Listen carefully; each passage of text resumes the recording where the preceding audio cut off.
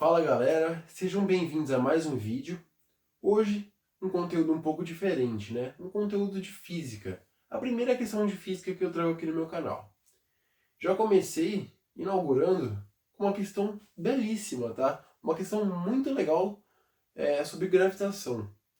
Caso você não conheça nada sobre esse assunto, fica nesse vídeo aqui, pois eu vou trazer alguns outros assuntos que podem ser relevantes para você, tá? Alguma coisa você vai entender de novo aqui. Qual que vai ser meu propósito nesse vídeo, na verdade? Não é resolver uma questão, eu quero fazer você imaginar a situação do problema, como que ela realmente funciona. Porque é assim que você resolve problema de física. Você tem que imaginar a situação acontecendo e entender ela perfeitamente. Então, se você pelo menos entender o que está acontecendo nessa questão perfeitamente, você já vai ter evoluído na física, você não precisa nem entender os conceitos. Sacou a ideia? Então, fica o convite aí pra você. Você vai sair um pouquinho mais inteligente desse vídeo, tá? Confia em mim. Eu vou ler a questão aqui, que eu não posso perder muito tempo, porque vai ficar muito longo, tá? Bom, a questão diz o seguinte. Considere dois corpos celestes esféricos e uniformes, de raios R1 e R2, massas M1 e M2, respectivamente, cujos centros encontram-se inicialmente em repouso, a uma distância R0. Eu esquematizei aqui, tá? Devido à interação gravitacional mútua, os corpos iniciam um movimento de aproximação, que dura até o choque entre eles. Determine as velocidades finais dos corpos na iminência da colisão, em função de g, r0, seus raios e suas massas. Bom, vamos começar esse problema assim. Eu quero que vocês imaginem uma situação. O que vocês acham que aconteceria se vocês aplicassem uma força num corpo que tem pouca massa e aplicassem a mesma força num corpo que tem mais massa? Pausa aqui e responde essa pergunta, tá? Tenta raciocinar e responder. É bem simples, né? Um corpo que tem pouca massa, ao você aplicar uma força nele, a tendência é ele ter mais velocidade após essa força do que um corpo que tem mais massa, né? Imagina você empurrando um carro e empurrando uma bicicleta. Pô, a bicicleta vai pegar bem mais velocidade do que o carro, né? Isso é uma lei da física. Isso aí vale para tudo, para planetas também. A Terra e o Sol. A força gravitacional entre os dois é a mesma. A força que a Terra faz no Sol é a mesma que o Sol faz na Terra. É a terceira lei de Newton. Mas por que a Terra que gira em volta do Sol com muita velocidade, enquanto o Sol está estático, né? Praticamente estático. Por que acontece isso? A massa da Terra é muito menor, né? Então a tendência é ela ter muito mais velocidade do que o Sol. É muito mais fácil você mover a Terra do que mover o Sol com a mesma força. É a mesma lógica, né? Viu como que é bom você pegar algo do cotidiano, né? Algo fácil, tipo empurrar uma bicicleta, empurrar um carro, e aplicar isso pro Sol e a Terra. É a mesma situação. Às vezes as pessoas têm dificuldade de entender algo porque não foi explicado com um exemplo mais simples antes. Mas agora vocês entenderam, claramente, né? A gente chama isso na física de quantidade de movimento, né? O fato de você aplicar uma força num corpo e ele adquirir certa velocidade, e um corpo que tem uma massa diferente, ele adquirir uma velocidade diferente. É quantidade de movimento. Na situação do problema, a gente tem dois planetas de massas aleatórias, né? Uma massa genérica. O que vai acontecer?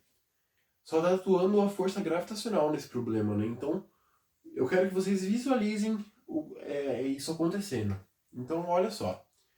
Os corpos eles vão começar a acelerar um em direção ao outro. O que tem mais massa ele vai acelerar menos do que o que tem menos massa, né? O que tem mais massa vai acelerar menos do que o que tem menos massa. Enfim. Só que a quantidade de movimento dos dois vão ser iguais. Por quê? Pô, o que tem mais massa vai ter menos velocidade, mas ele tem mais massa. Só que o que tem menos massa vai ter mais velocidade. É como se uma compensasse a outra, né? Pô, tem uma forma muito fácil de você ver que isso é verdade realmente, tá? Que ver que é algo realmente proporcional. Imagina que ele tem um tem o dobro da massa do outro. isso significa que ele tem o dobro de átomos, né? Se for do mesmo elemento, claro, né? Mas vamos pensar de forma mais genérica. Pô, se você vai movimentar esse corpo, ele vai ter muito mais átomos para ser colocados em movimento, exatamente o dobro. Então ele vai ter a metade da velocidade, se for aplicada a mesma força, né? Deu pra entender? Isso aqui é de boa, gente, né? Eu acho que deu pra sacar a ideia. É realmente algo proporcional. Então, como que a gente pode equacionar isso aqui? A quantidade de movimento, né? A fórmula dela é quantidade de movimento é igual a massa vezes a velocidade. A massa do primeiro corpo é m1 e a velocidade eu vou chamar de v1, que é o que ele quer que a gente descubra. Isso aqui vai ser igual a massa do segundo planeta vezes a velocidade do segundo planeta, né? Eu mostrei aqui para vocês que realmente é igual. Vamos ignorar isso aqui e prosseguir no problema. Um conceito que eu vou usar para resolver esse problema vai ser de energia. Energia potencial gravitacional e energia cinética, que são as duas que atuam nesse problema. Inicialmente, os dois corpos estão em repouso, então a energia cinética deles é zero, porque a energia cinética é algo relacionado ao movimento. Se eles estão em repouso, velocidade zero, energia cinética zero. Porém, é uma balança, né? A energia, como você pode visualizar com uma balança. Se a cinética é zero, a potencial gravitacional tem que ser a máxima do sistema, né? Eles estão com a distância máxima do problema em questão, ou seja, eles estão com a energia potencial gravitacional máxima. Né? Eles têm muito para cair em direção ao outro, né? Só que agora eu quero que vocês visualizem a mesma situação de novo, né? Eles em repouso e começando a acelerar um em direção ao outro. O que vai acontecer? Ele vai começar a perder energia potencial gravitacional porque a distância entre os dois planetas... Opa, quase que eu caio aqui. Porque a distância entre os dois planetas vão diminuir e ele começa a ganhar a energia cinética. É uma balança. Aqui está a cinética no zero, a energia potencial gravitacional aqui no máximo. Ele começa a ganhar velocidade, a cinética começa a subir. Aí chega um momento que a cinética passa a gravitacional, até que a gravitacional fica não zero, né? Porque nesse problema aqui eu vou resolver de uma forma que a gravitacional não fica zero, né? Porque eu vou adotar os centros dos planetas com a distância zero. E o planeta, no problema, ele diz que os planetas... ele quer a velocidade na iminência da colisão. Só que a ideia? Eu acho que ficou meio confuso, mas eu vou explicar melhor resolvendo o problema aqui. Como eu mostrei para vocês, as energias é como se fosse uma balança, né? Então, se ele vai perder gravitacional e ganhar cinética na mesma proporção, a gente pode intuir que a energia final vai ser igual à energia inicial. Quem que é a energia inicial? É a energia potencial gravitacional. Menos G, M1, M2, sobre a distância. Quem que é a distância? Eu vou adotar a distância considerando entre os centros, R0. Isso aqui vai ser igual à energia final. Quem vai ser a energia final? Vai ter gravitacional ainda, porque eu estou adotando entre os centros, foi o que eu tentei explicar agora há pouco, que eu não consegui muito bem, né? Mas agora vocês vão entender. Imagina esses dois planetas se aproximando aqui até que eles se beijem. Imagina que a gente tem uma distância aqui, ó, x. E essa distância x vai tendendo a zero, tendendo a se anular, até que os dois planetas se beijem. A distância que vai sobrar vai ser R1 mais R2, né? Porque eu estou adotando o centro. Se eu adotei o centro dos planetas aqui, eu tenho que manter isso. Eu não posso mudar, senão eu vou estar quebrando a relação de igualdade, né? Então aqui a gente vai ter menos G, M1, M2, sobre R1 mais R2, que vai ser a distância entre os centros que vai sobrar. Vai ser o raio desse planeta mais o raio daquele outro planeta, tá? Só que aqui a gente vai ter energia cinética também. Eles ganharam velocidade. Energia cinética do primeiro planeta, M1, V1 ao quadrado sobre 2, mais energia cinética do outro planeta, M2, V2 ao quadrado sobre 2. Certo? Bom, vou passar esse termo para cá, vai ficar G, eu vou fatorar o termo em comum já, tá? Para poupar tempo. G, M1, M2, que multiplica, vai ficar aqui, ó, 1, esse termo aqui vai ficar positivo, né? 1 sobre R1 mais R2, menos 1 sobre R0. Tá? Faltou isso aqui. Isso aqui vai ser igual a quê? Igual a soma das energias cinéticas de cada planeta, né? O primeiro planeta, M1 vezes V1 ao quadrado. Pô, ele quer que a gente descubra as duas velocidades, né? E aqui eu tenho uma... Eu inventei aqui, né? V1 e V2 não foi dado um problema. Então, e é exatamente o que a gente quer descobrir. Então, o que eu vou fazer? Eu vou sumir com uma das duas. Porque aqui a gente tem uma equação e duas incógnitas, né?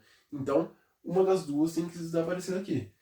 A gente tem duas equações, na verdade, né? Porque a gente tem essa aqui de cima também. Então, eu posso isolar V1 aqui em função de M2, V2 e M1, que é o que foi dado no problema pra gente, tá? Então, vamos substituir V1 ao quadrado. Ó, vamos levar aqui ao quadrado, ó. V1 ao quadrado é isso aqui, assim. Então, vamos substituir V1 ao quadrado aqui, é o que aparece aqui. Vai ficar M2 ao quadrado vezes V2 ao quadrado sobre M1 ao quadrado.